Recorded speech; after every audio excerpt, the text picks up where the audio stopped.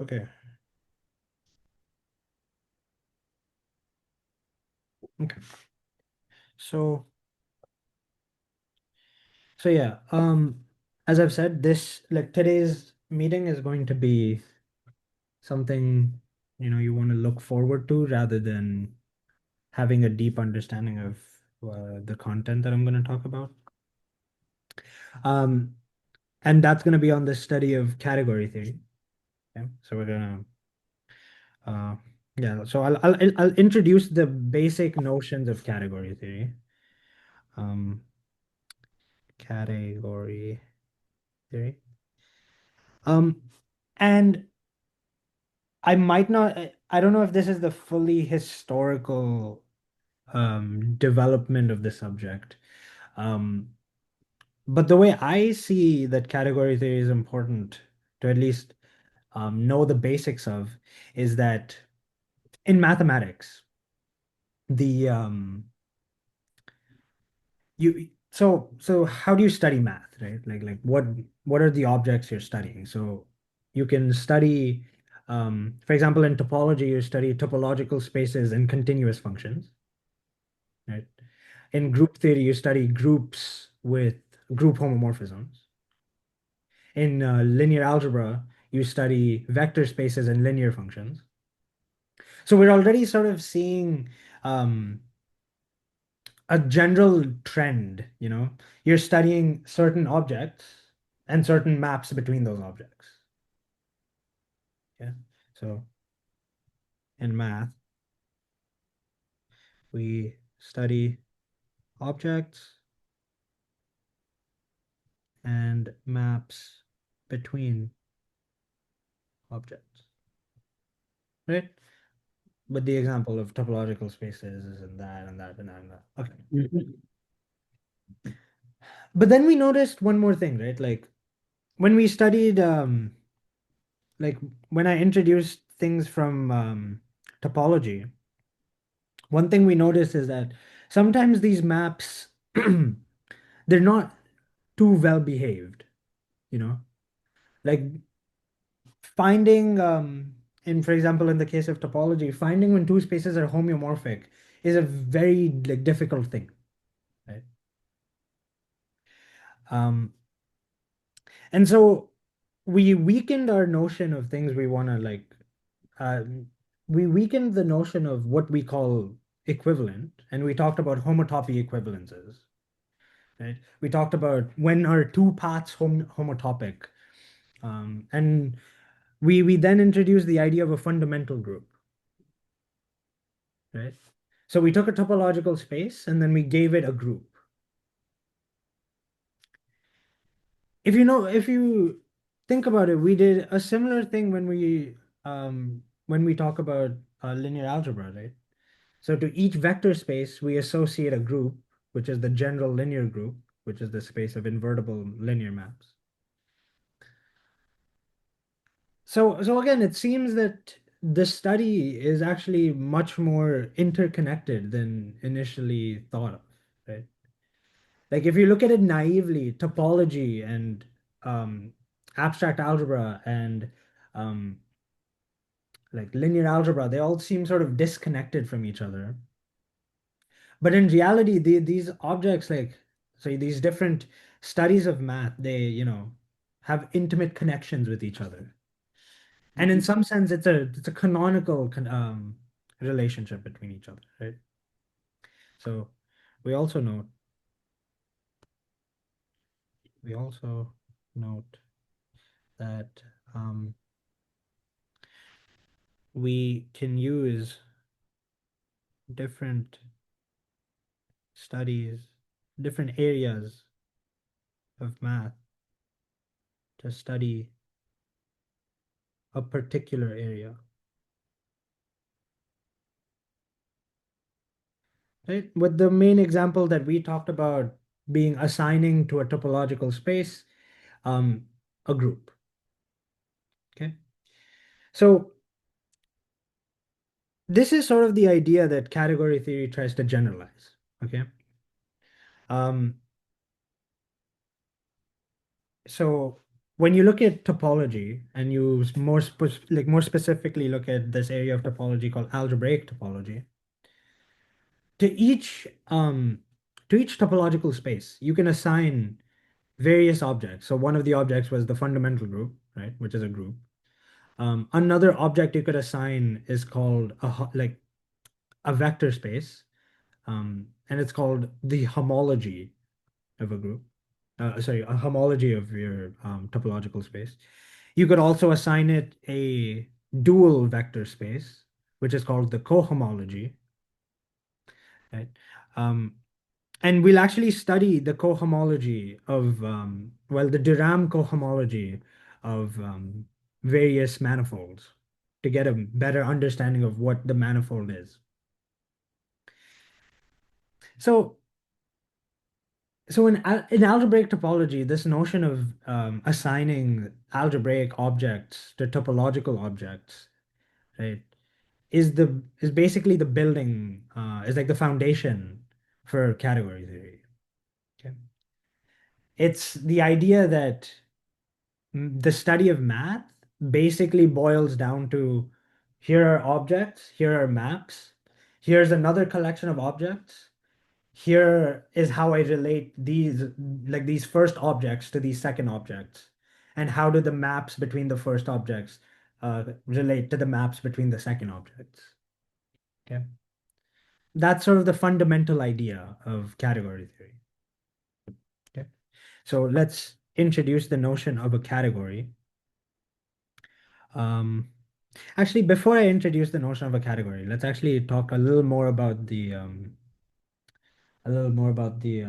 motivation behind the subject. Um, okay, so if you remember in problem sheet one, I gave you you can think of it as a basis-free definition of the tensor product. And if you don't remember, I can define it here. So let V and W be vector spaces over some base field, but I won't really make too much fuss about that. Um, and then the tensor product V tensor W, right, is the unique vector space um, up to isomorphism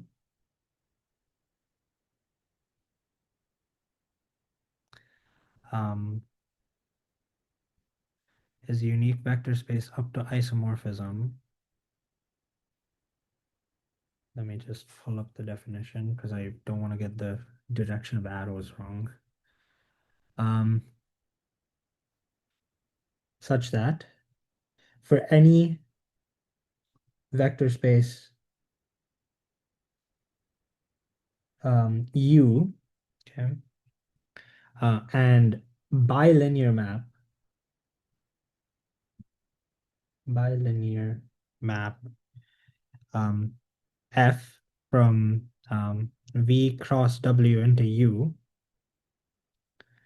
there is a unique um, there's a unique linear map that I'll call F hat from V tensor W into U such that um, F hat composed with um, I, I'll define I in a second, uh, equals F, okay, where I from V cross W into V tensor W is um, an inclusion. Okay. So the idea is that instead of defining tensor products as, bilinear objects um, that have a tensor product in between them, um, all we do is we define the tensor product up to isomorphism to be, the unique vector space that does this. This is called a universal property. Okay. This is called a universal property.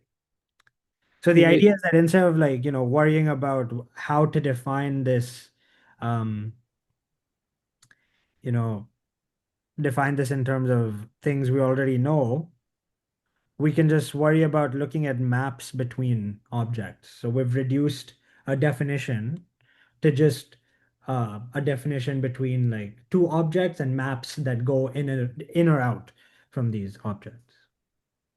Does that make sense? Okay. In terms of diagrams, what we can do is we can write V cross W into V tensor W. Um, and then um, we have a map U, we'll call this F. Then we say there exists unique F hat so that this diagram commutes. For a diagram to commute, what it means is, okay, so a diagram, so this commutes, which means that so taking any direction along the arrows is the same. So what do I mean by that? I mean by, okay, so going from here to here by F is the same thing as first going here and then coming down. Okay. By this composition of maps. So F hat compose I equals F. So this is a notion of a universal property. Um, we could now what we could do now is replace vector spaces with another object that has the notion of bilinear map, right? We don't have to restrict ourselves to vector spaces now. Okay. If we wanted, we could look at, for example, modules over a ring, right? If we looked at modules, we would get the tensor product of modules. And all we did was replace the word vector space with module. And we got another object in abstract algebra. Okay. We can do the same thing with a product. So for example, so another example, if we look at let A and B be sets, okay, just any sets, then A cross B is the unique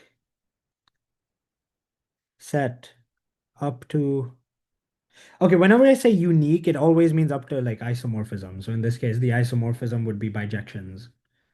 Um, would be the unique set such that we have maps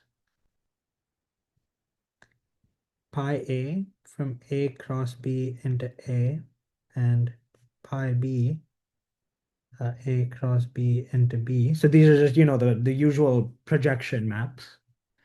Um, such that for any um, for any set Z, okay, and maps FA from Z into A and FB Z into B, there is a unique map F from Z into A times B such that the following diagram commutes. So we have A times B here. Okay. We have maps coming out of A cross B. So we have pi A, pi B. They go into A and B. Now we have this set Z. We have maps coming out of Z. Okay, called FA and FB. And what I'm saying now is that the Cartesian product of two sets is the unique set, so that now there is this map. Okay, there exists this unique map F, so that each of these commute. Okay, again, commuting just means that going down and then over is the same thing as going diagonal in both directions. So we also have this. Okay, and this is not too hard to show. Okay, so I'll leave this as an exercise. Exercise. check this.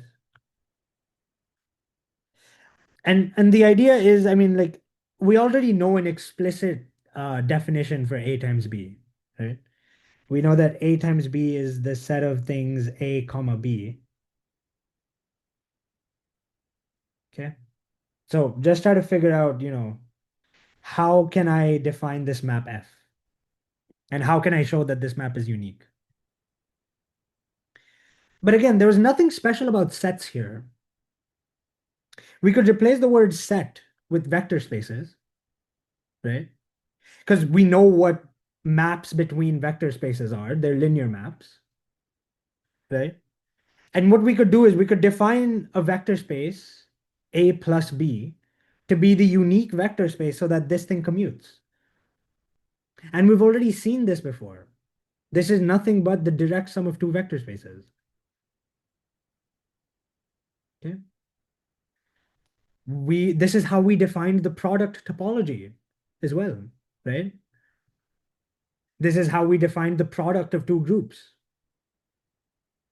So replacing the word set here with groups or groups or vector spaces or topological spaces or modules or whatever gave us another object. So this is another example of a universal property, right?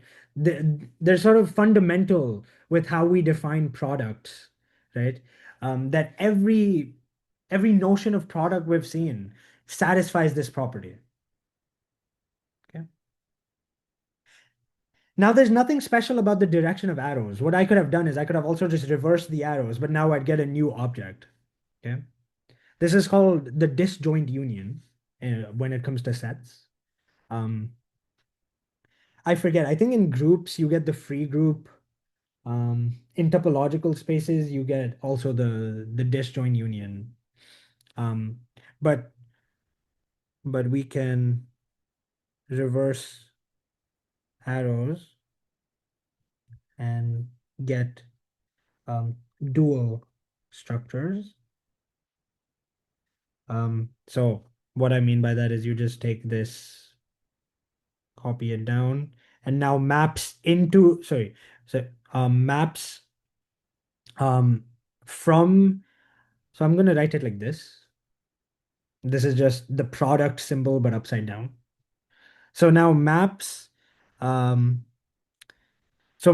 this map now was into A. What I'm gonna do is if I reverse the arrow, it just goes out of A.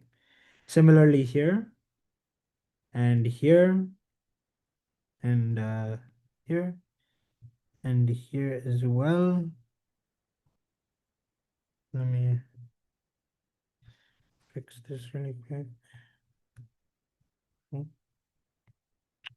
This is the issue with choosing a random color. Now I don't know which one I chose. Okay, there. Right? So I can just define this set, like I can just define I can just define an object to do this. And it turns out that we've seen this before as well. So in case of in case of sets, we get the disjoint union. And usually these are called like these, you would call them IA and IB. Um, I think in the case of groups, you get the free group, um, and so on. Okay. So the idea is that these universal properties, we've already seen them before. Okay. Um, so yeah, does the mo like is the motivation for why one should look into category theory, like is that clear?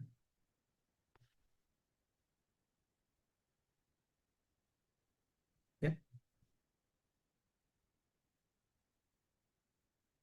Like, does it make sense why I would introduce this idea?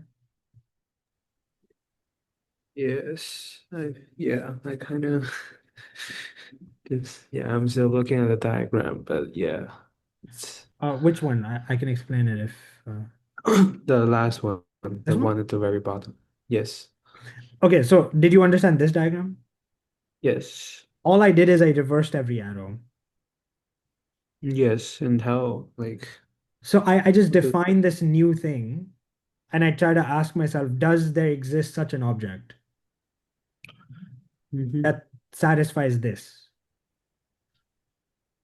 That's what I'm Okay. like. This is a because I know okay the products satisfy this, Yeah.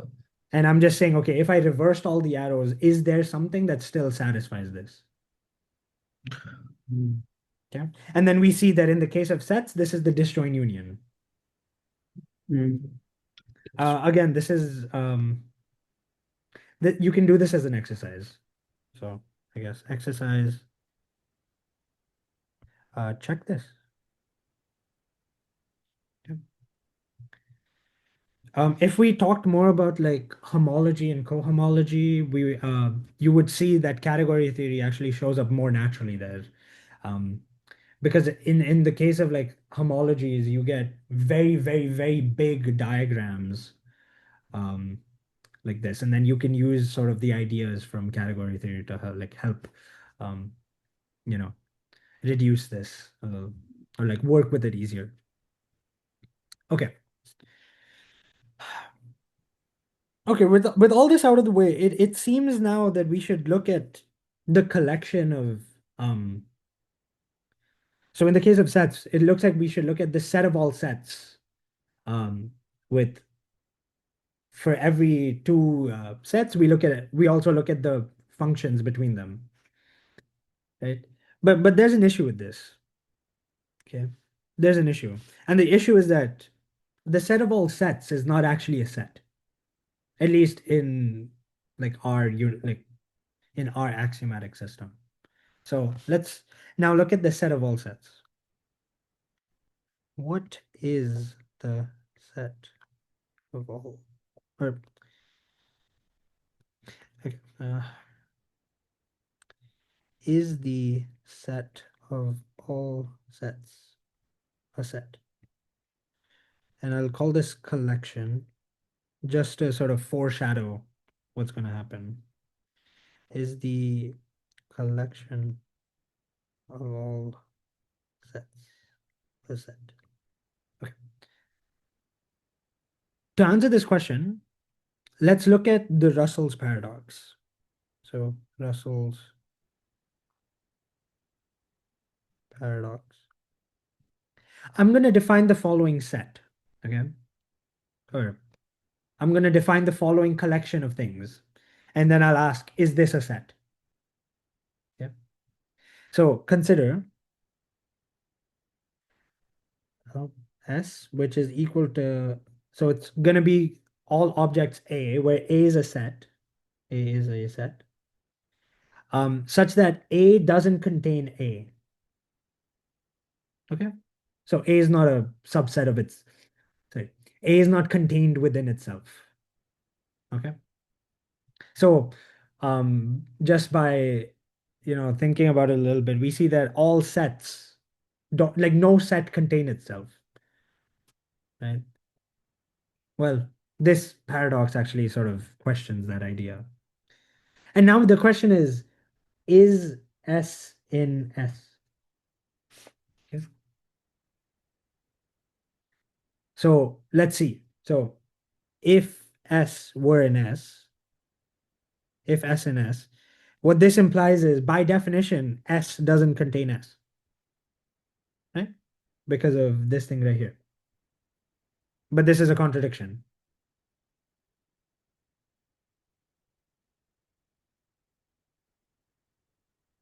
Okay. Okay, so let's see what if S doesn't contain S.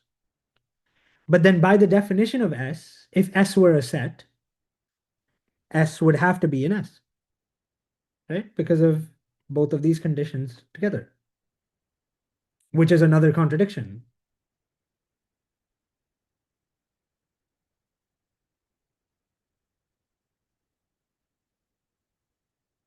So what happened here, right? Regardless of what we did, um, this collection S is not a set.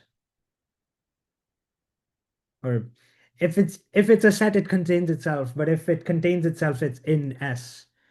which by definition doesn't contain itself. And then, just so something went wrong, right? And the idea is that this thing is not a set. Okay. So the only logical conclusion here is that S is therefore not a set.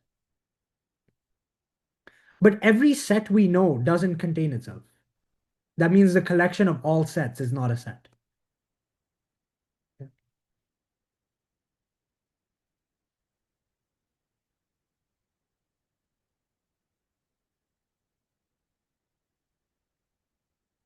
Okay, does this make sense? Yeah, I think I've heard like the trivial version of this paradox before, like the barber thing. Is it equivalent? Yeah, yeah. The Barber's Yeah, paradox is basically Russell's paradox, but yeah, yeah. made with English words. So yeah, so the idea now is that okay, S is not a set. So the collection of all sets is not a set. So what is it? Um, I won't go too in depth into what it is, but we will call it a class. And essentially, a class is anything that can be written down as a formula with formal set theory. Okay, so S is a class, and this is anything that can be written as a formula or sentence um, using formal set theory. I guess you use actually first order logic. Um, okay. So for example, S is a set because I used first order logic to, write this as an object. So I wrote S as a formula using first order logic. So, okay. So we have this issue where like the collections of sets that we want to like, generalize. So the object that we want to define is not even a set. So is this okay for us? Um, and the answer is yes. Okay. Like, excuse me. In most cases, classes and sets act basically the same. Okay. Um, so you don't really have to think too deeply about this unless you want to, of course. Okay. So now we have all the tools we need to define what a category is. Okay. So definition. Okay. A category, C, is so it's actually two things. Okay.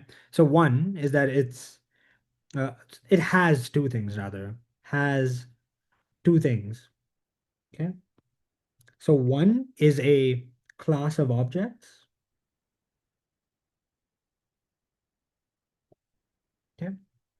And two, for every so the class of objects is usually written OB of C. Okay. And for every A and B in OB of C, there is a class HOM AB of arrows from A to B. Okay. So these arrows don't have to be functions, they just have to be arrows. That's it. Okay. Functions are an example of arrows, but not every arrow is a function. Okay. Okay. Um, such that, so we need that, these arrows sort of behave well with each other, right? In the sense that if I have two arrows and the domain of one is the codomain of the other, I should be able to, compose arrows, right? Such that there is a composition law, composition rule um, between arrows. Um, so usually it's like, circle from, so it takes AB and it takes, I need the like I need the codomain of the first one to be the domain of the second. A to C. Um, okay. Uh, with the following properties.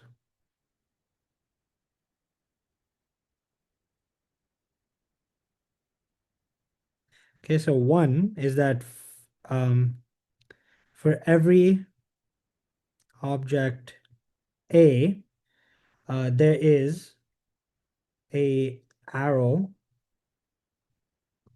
called IDA from A into A. Okay. So there's something called an identity morphism.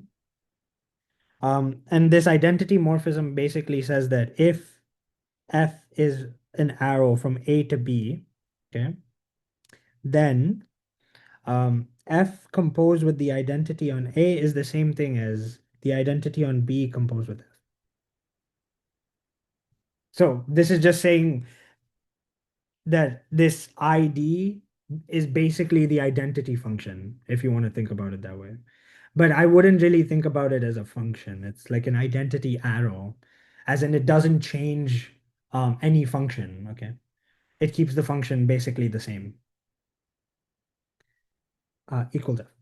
Okay. And secondly, if uh, for every f from A to B, g from B to C, h from C to D, we have h composed with g composed f is the same thing as h composed with g composed with f. Okay. So it's associative, essentially. Okay, so this is what a category is, okay? It's nothing but a collection of things with arrows between the things, and that's it. I mean, that's what we talked about, is the fundamental structure of math, right? We looked at maps, we looked at a certain object, we looked at maps between those objects, we looked at how those maps, compose with each other, and stuff like that, right? So a category sort of encapsulates the general notion of the structure of math.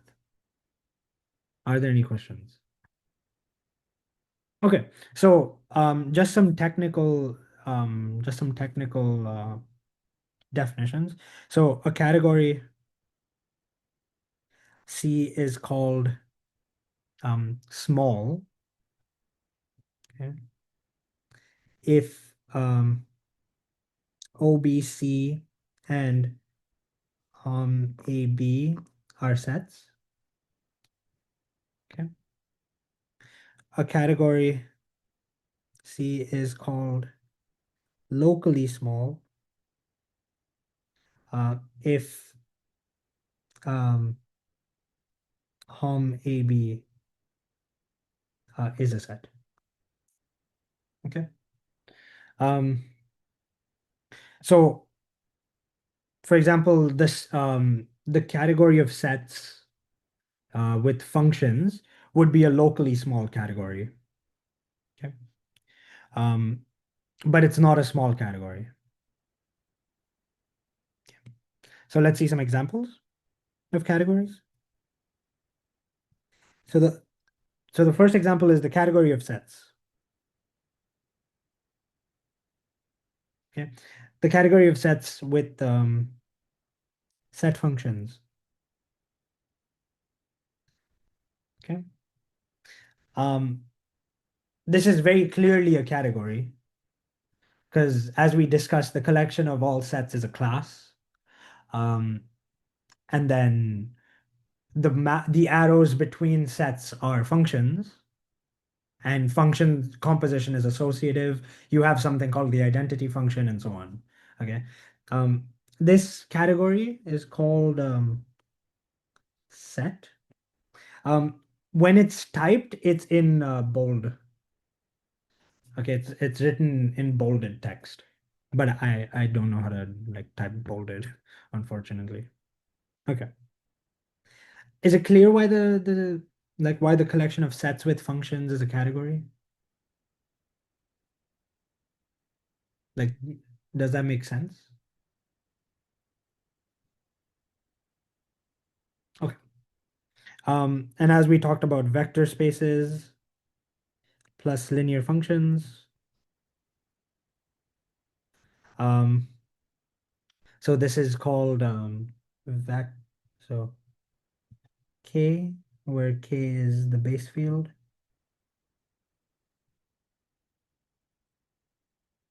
base field. Another one you have is groups plus group homomorphisms. This one is called GRP. Um, Another one is topological spaces with continuous maps. This is called top. And all of these are categories because again, the composition of linear functions is linear. The composition of two group homomorphisms is a group homomorphism. The composition of continuous maps is continuous, you know, yada, yada, yada. Okay. Now I want to give you like a little more of an abstract example of a category because so far it just seems like basically everything we've it worked with is a category. So why even, bother with category? Like why even bother with this like extra formalism? And the idea is as follows. So um, let's say I have some directed graph, right? From like graph theory.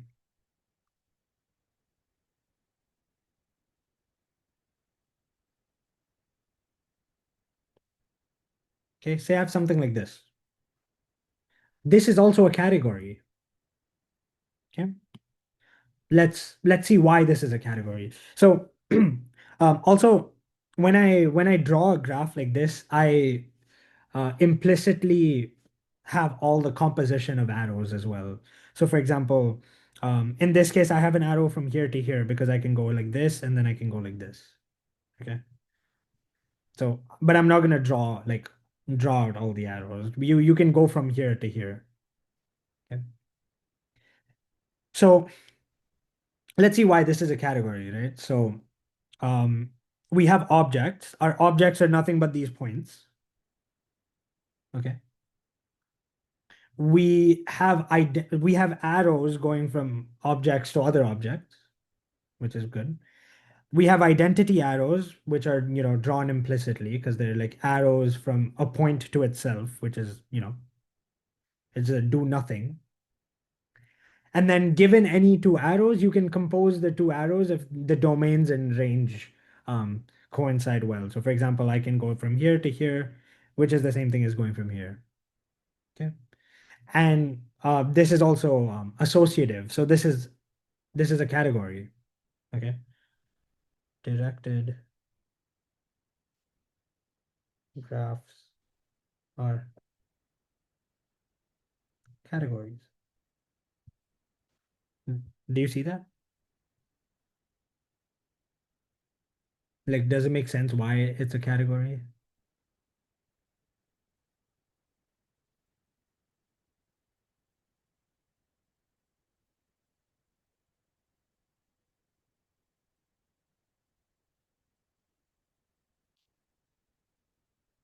Right? Because I mean, the idea is just that you have like arrows between every pair. Like every pair of point has like may or may not have arrows. Like for example, there's no arrow from this point to this point, but you don't care, right? Like there doesn't have to be an arrow. Um, okay. Now let's look at one of my favorite categories. Okay. And the idea is as follows. So let G be a group. Okay, any group you would like. The group G is actually a category itself. Okay. Then G is a category. So it's the category defined as follows. So I have a point G. Okay. I have So so it is a category with one object, okay? And the arrows are elements of G. So you have G. Okay. So the arrows are elements of G. Now I can compose two arrows, which is the same thing as multiplying um, the group element by some other group element. And that composition makes sense. Moreover, groups are defined to be associative. Groups also have identities. So the group G is a category. Okay. This is one of the most important examples, um, I think, um, out of all six of them, because it's one of the most unintuitive ones, but it's also one of the more useful ones. So if there's any question, please let me know. Does it make sense why we can think of a group as a category? Okay, wonderful. Now, we also have a more abstract category. So let C be any category. We have a category called C op, okay, which is called the opposite category, which has the same objects as C, okay, but for every arrow F from A to B, there is an arrow F op from B to A. Okay. So in other words, if you want to write this a little hand wavily, the let me so the morphisms of A to B from or the arrows from A to B in the opposite category is the same thing as the arrows from B to A in the regular category. Okay. So in other words, you just like flip everything. Okay. This is called the opposite category. So we've seen the opposite category in action where we took this thing, this commutative diagram, and we just flipped all the arrows, right?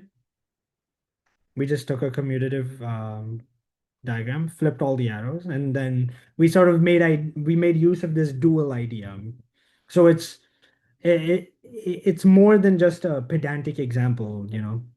Um, One thing is I would highly recommend you check that this is in fact a category because it's not entirely obvious that it is. Okay.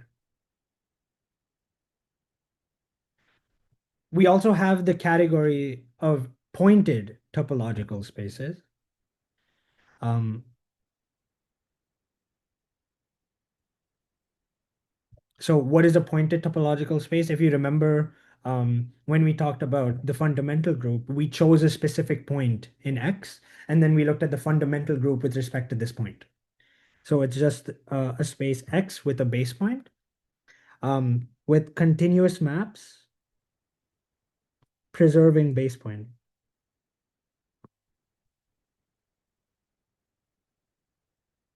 Okay. And this category is called top star. So a function is base point preserving if, as the name suggests, it preserves the base point. Okay, so it maps this point to this point. Okay. So these are 8 examples of categories, ranging from like a variety of abstractness.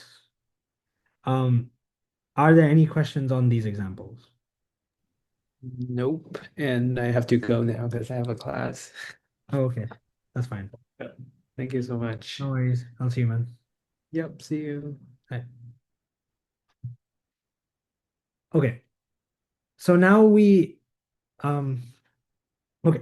So now we can ask ourselves, um are there maps or are there morphisms or arrows between categories, right? Because why stop at looking at individual categories when we can look at how do two categories relate to each other? Are there maps between categories? And the answer is yes. Okay. So um, so let F, sorry, let C and D be categories. Then we have an arrow. By the way, arrows are also called morphisms. So if I switch up the words, that's what they are. An arrow, F from C to D. Okay. Uh, what do I want to define this actually? Uh, then we then we can define arrows called uh, okay. Okay, so I introduced it in one way, but I actually want to define it another. So the motivation is, are there arrows between categories? And the answer is yes. Um, so then we say, and we say, okay, a covariant functor from a category C to a category D is a is an arrow F from C to D. Um, but it's actually it's a collection of arrows. We will see, such that one, um, we have an arrow, um, um, we have a morphism, rather, we have a morphism, or we have an arrow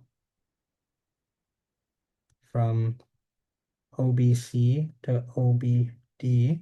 And what it does is it takes A to F of A, okay? And two,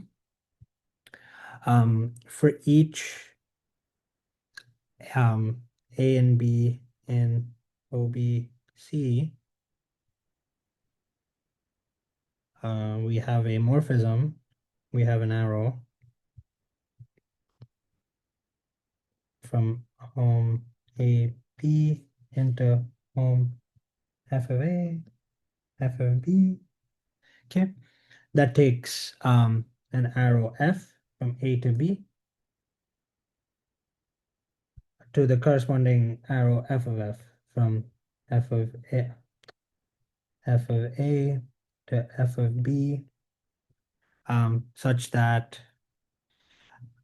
um, F of G compose F is the same thing as F of G compose F of F. Um, whenever you have A like this. And the second thing is that it preserves identities.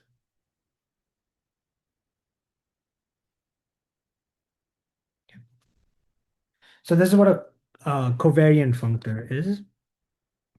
Um, we can also define the dual object, um, and it's called a contravariant functor. Okay, and a contravariant functor is nothing but a covariant functor. Um, is a covariant functor from the opposite category of C into D. Okay, so a covariant functor.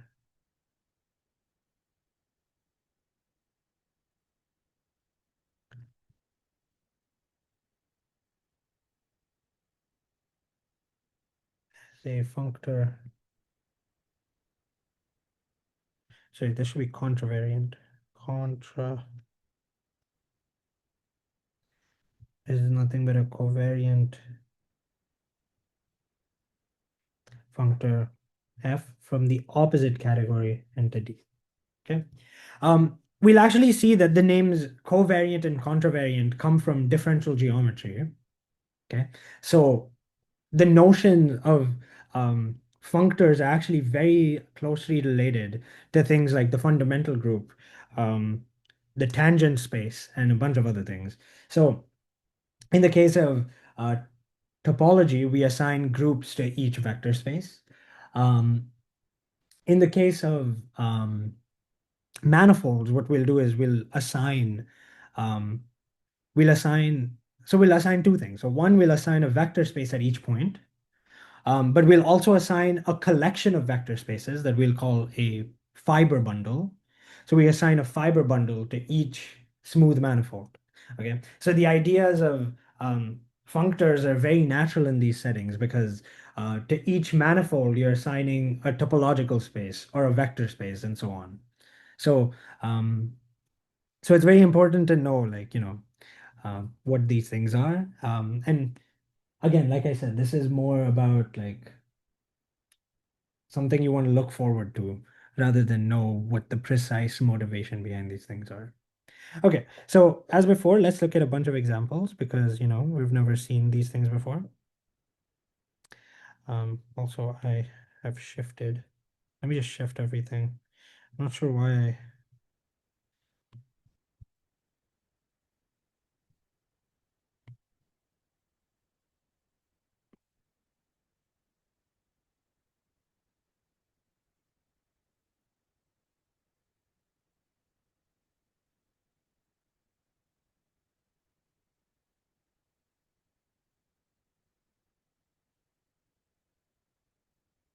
Okay. Okay, so let's look at examples. So one, the fundamental group can be seen as a functor pi 1, okay, from the category of pointed topological spaces into the category of groups, okay. Um, so to each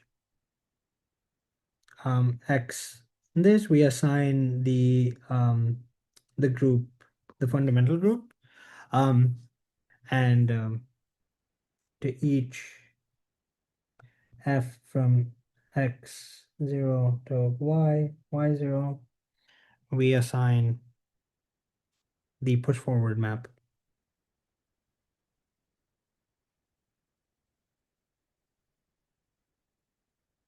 Okay. So this is the classical example of a functor. And note that this is a covariant functor.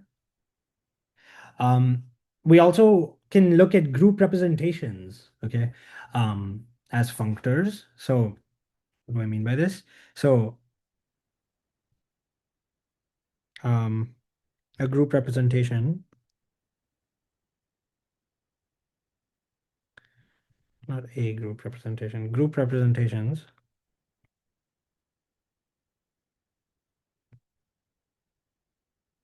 are, again, they're covariant functors, um, group into vector spaces. Um, but more specifically, specif specifically, um, group actions are functors from group into set. Okay. Um, so yeah, again, this is a covariant functor. You also have a bunch of contravariant functors, um, but those are a little complicated. So you can just look at the lecture notes. Sorry, um the lecture plan um that we've that I'll send, and then yeah. Um okay. So those are okay. So now we've talked about categories, and now we've also looked at maps between categories. So now the question is there a category of categories? Okay. Um, so now we've seen um, categories and morphisms between um, and we've seen arrows between them. So is there a category of categories? And we run into the exact same issue as we did with the set of all sets, right? The category of all categories doesn't really exist. Well, it's not a class at least. Um, and so one way to get around this is we define the category of categories to be the category of small categories. Okay. So, but we may define cat, which is the so whose objects are small categories, and whose morphisms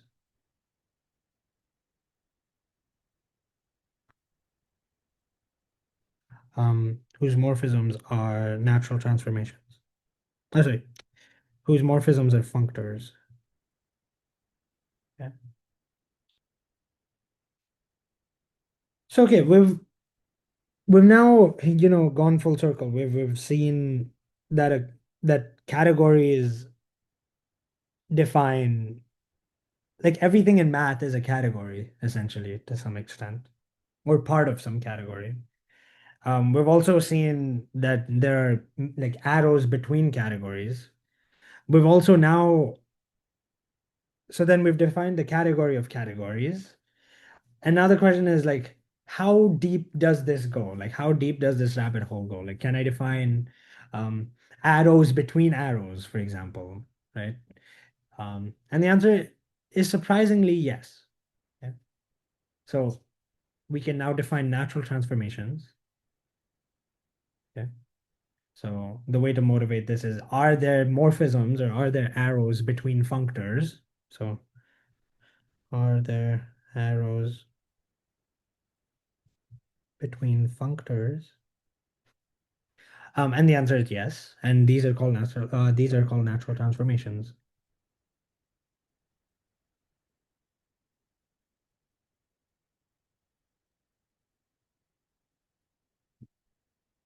Okay.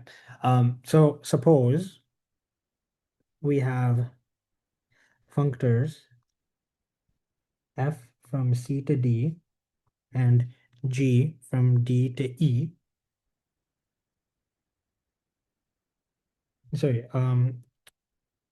functors C to D, then um, alpha from F to G is a natural transformation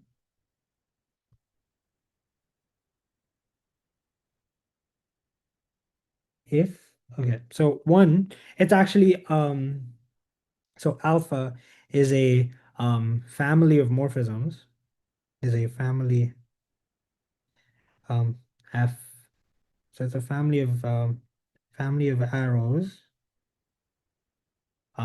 in D. Okay, so what this means is that it's actually from F of A into G of A via alpha. Okay. Um, such that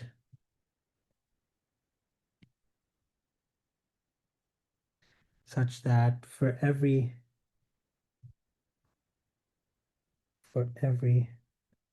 um for every F from A to B, the following commutes. So the following square commutes. So you have F of A maps into F of B, Then we map down into G of A, we map over into G of B, and then F of B maps down into G of B. Here we have alpha of A, here we have alpha of B, here you have F of F, and you have G of F. And now we require that this diagram commutes.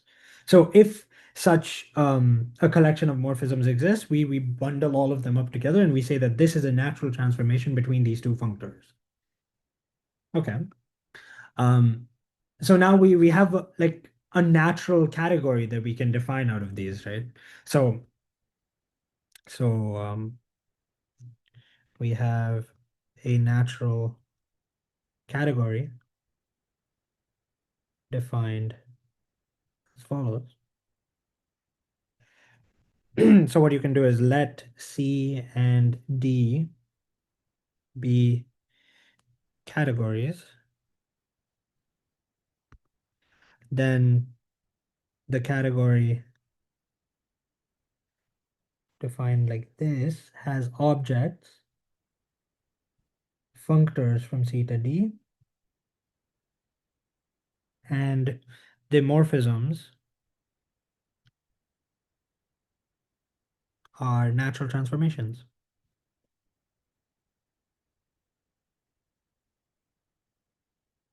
Yeah.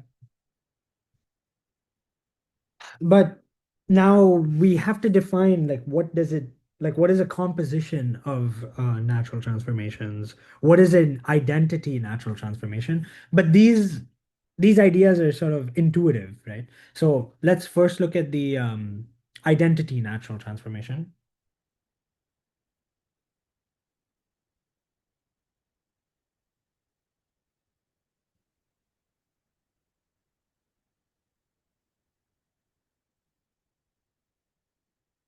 called IF from F to F, um, given by, well, you see, the this map is nothing but the identity on it.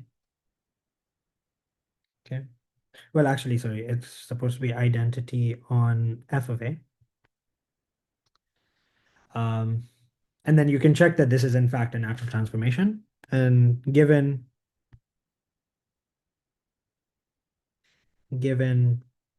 natural transformations F into G um, into H natural transformations,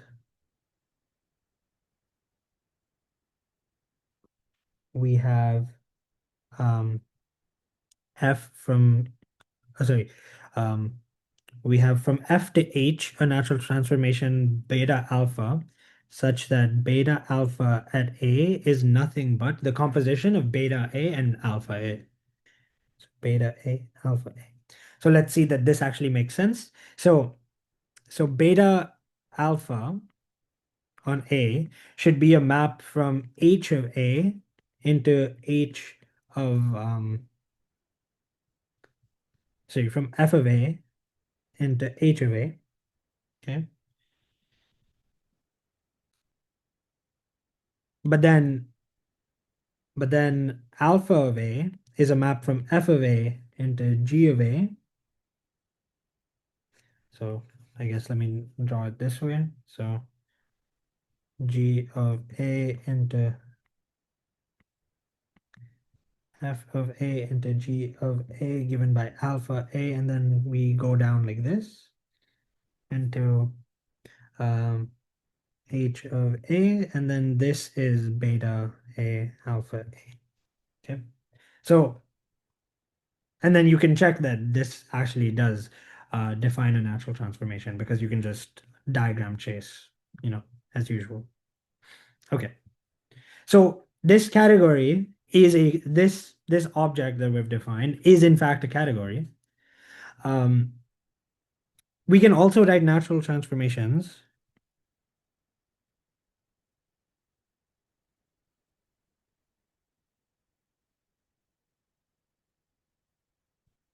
as so if we have categories C and D and we have functors F and G, we can say that alpha is a natural transformation. So C, D are categories, F, G functors, then alpha is a natural transformation.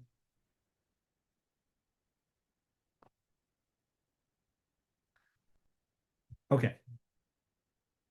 Um, Now there are many things that, there are many further things that we could have defined um, within these, like within category theory, but I think that would sort of stray away from what we will see in the remainder of the thing, of the reading group.